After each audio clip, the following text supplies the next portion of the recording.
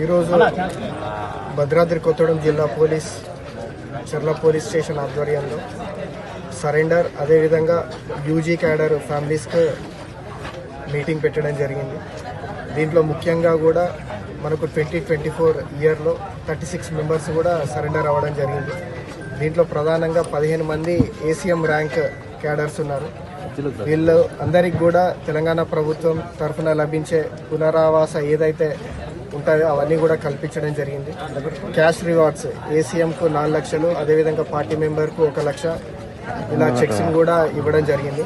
అంతేకాకుండా ఈరోజు ఈ కార్యక్రమంలో వాళ్లకు కావాల్సిన నిత్యావసర వస్తువులు, దుస్తులు, అదేవిధంగా బ్లాంకెట్స్ను కూడా వాళ్లకు ప్రొవైడ్ చేయడం జరిగింది. మా ఈ మీటింగ్, ఈ ప్రోగ్రాం మెయిన్ ఉద్దేశం ఏంటంటే మన జిల్లాలో ఇంకా 6 యూజీ క్యాడర్ అంటే అజ్ఞాతంలో ఉన్నారు, ఇంకా నక్సల్స్ దాంట్లో పనిచేస్తున్నారు.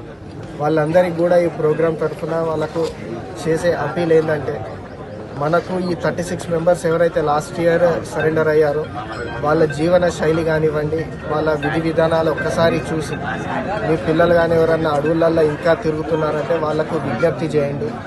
మీకు ఎటువంటి సహాయం కావాలన్నా కూడా భద్రాద్రి కొత్తగూడెం జిల్లా పోలీస్ అదేవిధంగా తెలంగాణ ప్రభుత్వం ఎప్పుడు కూడా ముందుంటుంది. అంతేకాకుండా జిల్లా ఎస్పీగా తెలంగాణ ప్రభుత్వం తరఫున ఏదైతే భద్రాద్రి కొత్తగూడెం జిల్లా ఏఎస్ఆర్ డివిజనల్ కమిటీ ఉందో దానికి నాయకత్వం వహిస్తున్న ఆజాద్ కానివ్వండి, ఇతర ముఖ్య నక్సల్ నాయకులు దామోదర్ కావచ్చు, వెంకటేష్, సుధాకర్, చంద్రన్న, వీళ్ళందరికీ కూడా విజ్ఞప్తి చేసేది ఒకటే, మీరు కూడా బయటికి రండి. మీరు ఏదైతే డెవలప్మెంట్ కోసం అడవులలోకి వెళ్ళి ఫైట్ చేయాలనుకున్నారో బయటికి వచ్చి మనమందరం కలిసి ఆ సొసైటీ యొక్క బాగు కోసం, డెవలప్మెంట్ కోసం పనిచేస్తామని విజ్ఞప్తి చేస్తున్నాను.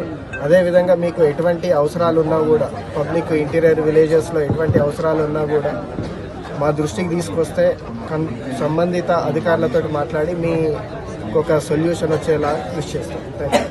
ఛత్తీస్గఢ్లో గవర్నమెంట్ మావోయిస్టులు, ఎన్నికైన మావోయిస్టులకు ఉద్యోగాలు నెలకి 10,000 స్టైపెండ్ లాగిస్తున్నారు. మన ప్రభుత్వం ఏమైనా ఏర్పాటు చేస్తుంది? డెఫినెట్లీ అండి, అవి కూడా మన దగ్గర ఉన్నాయి. ఫస్ట్ ఏంటంటే మనకు మేజర్గా వీళ్ళకు బ్యాంక్ అకౌంట్స్ ఓపెన్ చేసి చెక్స్ రూపంలో ఇస్తున్నాము. తర్వాత వాళ్ళు ఎటువంటి దానికి అర్హులో, లైక్ కొందరు ఏంటంటే అన్ని పనులు చేయడానికి ఇష్టపడరు, వాళ్ళు ఏదైతే ఉన్నాయో దాని రకంగా జాబ్స్ పెట్టించే బాధ్యత కూడా గవర్నమెంట్.